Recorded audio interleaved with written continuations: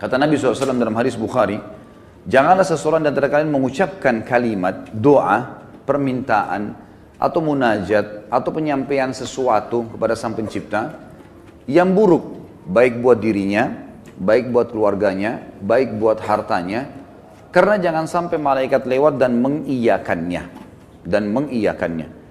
Misal, orang bertengkar suami istri, kemudian dia mengatakan, saya berharap tidak akan bersama sama kamu lagi. Dia nggak sadar kalimat ini bisa jadi doa. Walaupun dia dalam kondisi emosi. Tidak boleh orang, saya pernah sampaikan kalau masalah anak-anak, kamu nakal sekali. Atau mungkin dia ucapkan tentang rumahnya, kendaraannya, sial tempat ini. Panas, tidak beruntung tempat ini. Atau bahasa apalah. Doa-doa atau kalimat-kalimat yang terlantunkan seperti ini, yang akhirnya sama saja munajat tapi buruk buat dia, buat keluarganya, buat tunggangannya, buat hartanya, namanya laknat. Namanya laknat. Sudah paham makna laknat? Hah? Mana suaranya? Berarti semua ucapan negatif untuk diri, untuk keluarga, untuk harta, namanya laknat. Dan ini hukumnya dosa besar. Tidak boleh melaknat diri sendiri, nggak boleh melaknat keluarga, nggak boleh melaknat harta. Dan laknat saya bilang tadi, masuk di dalamnya semua perkataan yang akhirnya berisi munajat, harapan, permintaan, tapi negatif. Ini nggak boleh. Dan ingat teman-teman, bukan cuma sekedar tidak boleh, Imam Az-Zahabi masukkan dalam dosa besar. Kita nggak boleh melaknat diri sendiri, nggak boleh melaknat juga orang lain, nggak boleh melaknat harta, nggak boleh melaknat benda, nggak boleh semuanya. Dan kita akan baca nanti ada hadis, ada seekor unta yang dilaknat oleh pemiliknya, maka Nabi SAW suruh penduduk Madinah Muslimin meninggalkan unta itu. Jangan ada yang sentuh lagi unta itu, karena sudah dilaknat oleh pemiliknya. Hanya karena pada saat pemiliknya nunggangi dia, kaki unta ini kesentuh batu, akhirnya dia hampir jatuh. Mungkin kalau kita naik mobil atau motor sekarang tiba-tiba ada yang ugal-ugalan lalu kita rem tiba-tiba. Kadang-kadang ada orang kalau kurang berzikir teman-teman, tidak biasa lisannya berzikir, yang keluar semua kata kotor nantinya. Tapi kalau orang biasa berzikir, oh subhanallah, Allahu Akbar, dia berzikir, lain. Itu positif karena dia sudah terbiasa berzikir maka keluar kalimat itu. Atau tabrakan tiba-tiba, na'udzubillah. Tapi kalau dia tidak biasa maka otomatis keluar kalimat-kalimat yang tidak baik. Dan itu bisa jadi doa buat dia atau buat orang lain. Nah kalau buruk berarti namanya laknat, dosa besar. Jelas ya? Ini judulnya. Judul dosa besar 39 adalah melaknat. Saya akan bacakan Imam Az-Zahabi mengangkat dalil-dalilnya teman-teman sekalian. Di antaranya adalah hadis riwayat Bukhari Muslim, hadis yang sangat ringkas, pendek, padat sekali. Dan sebagian ulama mengatakan dari hadis ini sudah cukup sebenarnya setiap mukmin punya pengontrol dalam bermuamalah dengan dirinya atau orang lain. Pendek sekali bunyinya. Kata Nabi SAW, la'nul mu'mini kaqatlihi. Melaknat seorang mukmin adalah seperti dosa membunuhnya. Seperti dosa membunuhnya. Jadi kalau kita lagi jengkel sama seseorang, selama dia muslim, kalau kita ucapkan kalimat itu maka akan kena. Dalam sebuah hadis yang lain apa? Kalau seandainya ada orang melaknat orang lain, maka laknat itu akan naik ke langit. Kemudian tidak diterima di langit. Lalu Allah memerintahkan laknat itu, doa buruk tadi, kembali ke dunia. Kalau orang yang disebutkan padanya laknat berhak mendapatkannya, memang dia orang pelaku itu, maka akan kembali padanya. Tapi kalau tidak, maka akan kembali pada pengucapnya. Jadi pengucapan doa buruk bisa kembali kepada pengucapnya, kembali kepada kita, na'udzubillah. Kecuali keadaannya teman-teman, memang kita dibolehkan melaknatnya secara syar'i, seperti orang melaknat iblis, melaknat atau mengutuk orang-orang kafir yang sengaja memerangi kaum muslimin. Seperti di kancah peperangan, ada orang kemudian menyerang muslimin dan menyakiti muslimin, lalu kita mengatakan semoga Allah membinasakannya.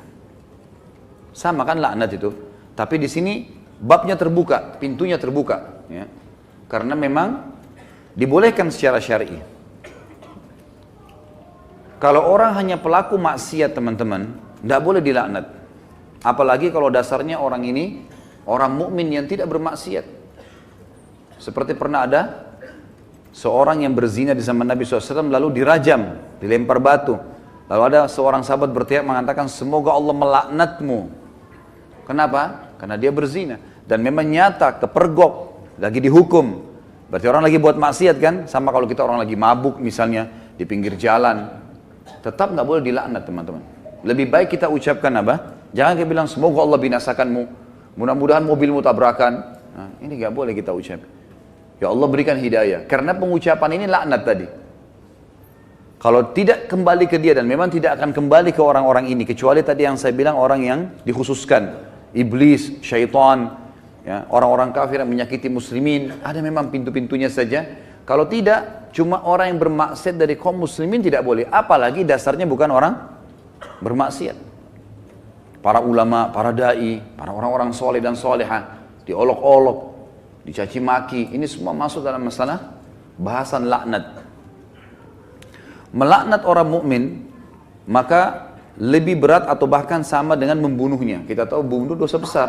Sebagaimana sudah kita bahas juga di dosa besar kita yang kedua, masalah membunuh adalah dosa besar dan itu sangat berat. Dan membunuh orang mukmin teman-teman sekalian, itu dalam ayat Al-Quran disebutkan termasuk yang diancam kekal di neraka selain kekafiran, kemunafikan, kemusyrikan, juga dalam membunuh mukmin secara sengaja. Ini ada ancaman kekal di api neraka, gitu kan? Dan ini masih khilaf di antara ulama memang, tapi umumnya ulama mengatakan zahir hadis ayatnya begitu. Wa may yaqtul mu'mina muta'ammidan fajazaohu jahannam khalidina fiha.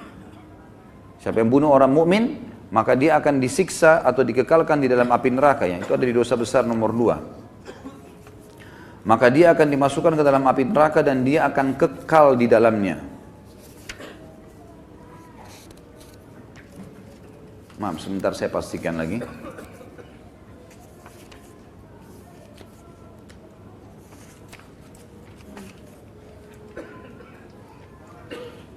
Iya.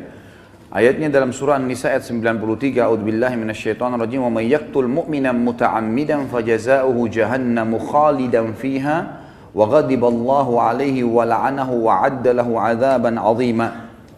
Dan saya beristighfar tadi karena saya salah dalam membaca ayat, tapi ini ayat yang benar, An-Nisa 93, yang artinya barang siapa yang membunuh seorang mukmin dengan sengaja, maka balasannya neraka jahanam dan dia kekal di dalamnya.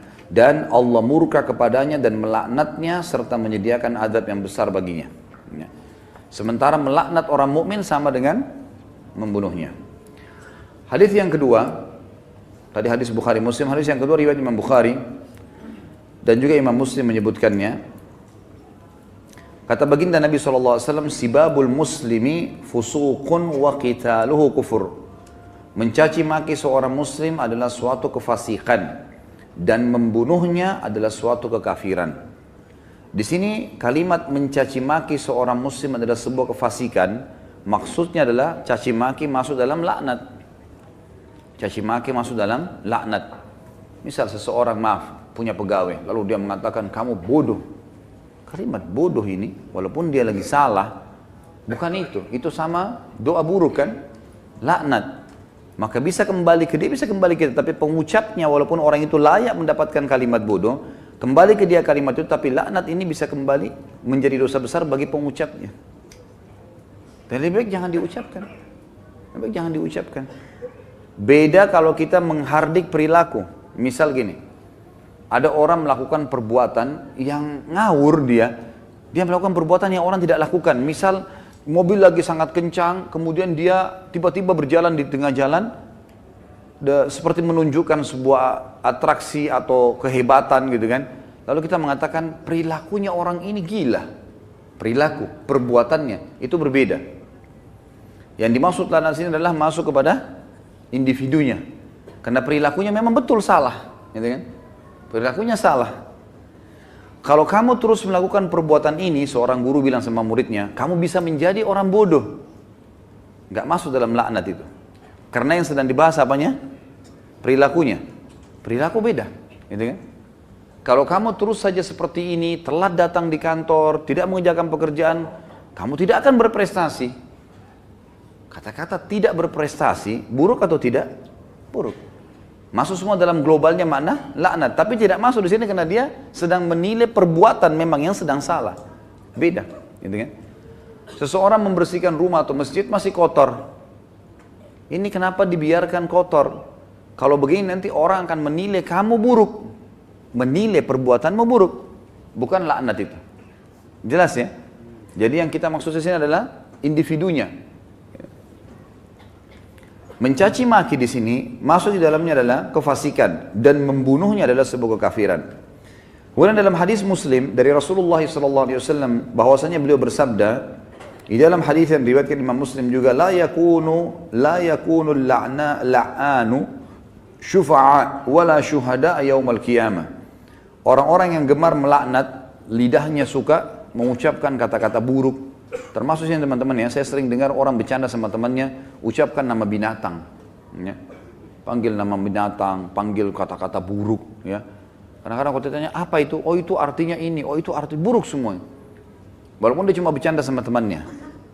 Di sini dikatakan orang yang suka melaknat, lisannya suka diucapkan kata-kata negatif begini untuk dirinya, untuk orang lain, untuk kendaraan, untuk tunggangan, harta dan seterusnya, tidak akan bisa memberi syafaat. Dan syafaat adalah pertolongan.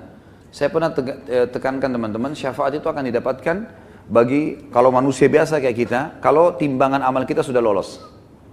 Kalau kita sudah ditimbang amal baik, amal buruk, lalu amal baik kita lebih banyak, maka kita akan bisa memberikan syafaat orang lain.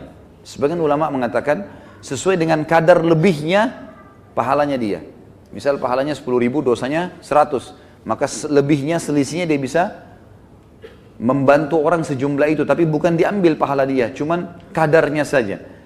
Ini ulama ambil daripada hadis Nabi SAW yang berbunyi, sesungguhnya akan ada dari umatku yang bisa memberikan syafaat sejumlah suku Mudar. Suku Mudar adalah suku Arab yang sangat banyak jumlahnya, gitu kan? Ada orang kena banyak sekali amal solehnya, dosanya sedikit, dia lolos, kemudian dia bisa memberikan pertolongan sampai satu suku, gitu kan? Lalu lanjutan hadis kata Nabi SAW, dan ada juga di antara umatku yang akan saking besarnya dosa yang dia lakukan, yang akan membesar di neraka sampai dia sendiri menjadi salah satu sudut neraka itu. Tapi saksi bahasan kita potongan pertamanya. Orang yang suka melaknat teman-teman tidak boleh memberi syafaat. Sebagian ulama mengatakan syafaat di sini masuk dunia dan akhirat. Artinya kalau ada orang mau merekomendasikan orang lain, tidak layak dia bisa memberikan rekomendasi kalau dia sendiri suka melaknat. Suka menghardik, suka mencaci maki, suka menyalahkan, ya, mendoakan yang buruk. Dan juga dia tidak akan menjadi saksi untuk umat-umat yang lain yang disampaikan risalah pada mereka pada hari kiamat. Karena nanti kita akan menjadi saksi hari kiamat. Nanti dalam sebuah hadis dikatakan Nuh alaihissalam didatangkan oleh Allah di mahsyar bersama dengan kaumnya. Lalu Allah tanya, hai Nuh, kau sudah sampaikan belum apa yang saya perintahkan? Kata Nuh, sudah ya Allah. Tanya kaumnya, apakah Nuh sudah dakwakan kalian? Enggak pernah Nuh datang kepada kami. Lalu kata Allah SWT kepada Nuh, siapa saksimu Nuh? Dia bilang Muhammad dan ke umatnya. Dipanggillah Nabi Muhammad SAW dengan kita semua memberikan syafaat. Ya, kita memberikan kesaksian, bahwasanya betul Nabi Nuh sudah menyampaikan dan kami terima dalam Al-Quran dari surah Nuh engkau turunkan ya Allah. Jumlahnya sekian ayat, lalu ayat-ayatnya ditilawakan sehingga kaum Nuh tidak bisa membantah. Karena apa yang mereka lakukan Allah sudah sampaikan dalam Al-Quran. Nah, orang yang suka melaknat tidak bisa ikut-ikutan memberikan kesaksian. Tentu ini sebuah kebanggaan pada hari kiamat ya. Karena kita bisa jelas, oh ini umat Muhammad, umat yang terbaik. Karena kita umat terbaik. Sebagaimana sabda Nabi SAW dalam sebuah hadis yang sahih yang lain. Tidak ada satupun umat sebelum kalian kecuali berharap menjadi kalian. Gitu kan? Karena besarnya fadilah kita sebagai umat Nabi Muhammad SAW. Nabi SAW juga mengingatkan agar setiap muslim tidak boleh memilih teman yang suka melaknat atau lisannya suka mengucapkan kata-kata yang tidak baik. Nah, itu disebutkan di dalam riwayat Imam Muslim. Kata Nabi SAW, la yanbaghi li sadiqin an yakuna la'anan. Tidaklah patut bagi seorang teman menjadi seorang tukang laknat atau suka melaknat. Kita sudah tahu kalau kita ketemu kemudian dia suka mencaci maki atau ucapkan kalimat buruk buat dirinya kah, buat orang lain kah, gitu kan? Itu semua buruk. Ya, ini buruk teman-teman sekalian. Sama dengan yang saya lihat orang sering sebut di Jakarta lata, sembarangan ucap-ucapan. Dan ini saya Allahu a'lam, saya pribadi melihat mungkin saya salah ya. Tapi saya melihat ini mungkin karena dibiasakan saja. Dianggap bahan bercandaan awalnya, lama-lama jadi kebiasaan dia. Lama-lama, karena ini kalau kita tanyakan di teman-teman medis mungkin tidak ada penyebabnya ini. Bukan orang yang gila. Jadi dia cuma karena menganggap lucu, dia anggap juga orang-orang anggap dia jadi lucu, jadi mengucapkan kata-kata yang tidak baik. Ini juga masuk. Kalimat-kalimat buruknya bisa jadi laknat karena orang yang tidak dihitung, tidak dihisap oleh Allah, hanya anak kecil sebelum balik, orang gila sampai sadar, gitu kan? Dan juga orang tidur sampai dia bangun. Selain daripada ini akan dihisap oleh Allah Subhanahu wa taala. Orang mukmin secara umum yang dihasankan hadisnya oleh Imam Tirmidzi, dilarang juga menjadi orang yang suka melaknat, menyalah-nyalahkan, berkata-kata buruk, menyakiti orang lain, sebagaimana sabda beliau sallallahu alaihi wasallam, "Laisal mu'minu bit-ta'an, walal la'an, walal fahish, walal badhi." Bukanlah seorang mukmin yang sejati orang yang suka mencelah, yang gemar melaknat, yang suka berbuat keji dan suka berkata kotor atau menyakiti orang lain. Itu orang mukmin tidak usah. Bahkan saya sudah pernah ajarkan teman-teman, kalau kita diajak ribut, diajak bertengkar, wa idza khatabahumul jahiluna qalu salama. Kamu begini, kamu begitu. Sudahlah, tinggalkan saja. Enggak usah ikut-ikutan. Karena dua orang yang bertengkar, dua-duanya jadi jelek mukanya. Kenapa antum mau ikut-ikutan jadi jelek seperti dia? Karena kita manusia, ada emosi. Kalau lagi bertengkar dengan orang, enggak usah baca WA-nya, enggak usah baca SMS-nya. Enggak usah dilihat. Baca Al-Quran, berzikir kepada Allah, doain supaya dapat hidayah. Belum lihat, mungkin dia marah. Semoga Allah kasih hidayah. Selesai. Insya Allah Allah kasih kebaikan itu. Nanti Allah perbaiki. Gitu. Daripada ikut-ikutan. Ya. Karena dia buruk, kita buruk. Dia melaknat, kita bisa melaknat. Dua-duanya hanya kena keburukan. Dan kata Nabi SAW, kalau dua orang sedang bertengkar, maka laknat Allah turun kepada yang memulainya.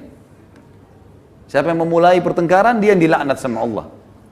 Jadi kalau laknat dari Allah melalui malaikat adalah diangkat berkah hidupnya. Kalau laknat kita, manusia kita mengucapkan, berarti kita berharap keburukan buat diri kita atau orang lain. Kalau dari malaikat, dari Allah itu diangkat berkah hidupnya. Kalau dua orang bertengkar, maka laknat Allah turun kepada orang yang memulainya. Dan yang tidak membalasnya terus didoakan malaikat agar dapat rahmat dan pengampunan. Sampai dia membalasnya. Kalau dia sudah balas, dua-dua kena laknat.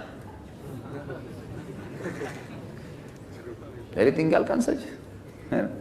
Kamu begini, kamu begitu ya, ngomong aja, kita jalan saja.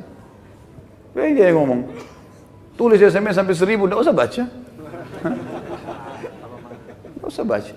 Kita baca, wah dia begini, balas lagi, habis umur gitu. Untuk apa? Kita kalau balas SMS, balas WA begitu bertengkar itu sudah bisa satu surah Al-Quran dibaca. Satu huruf 10 pahala. Benar nggak? Amalin ya. Jangan cuma benar-benar tapi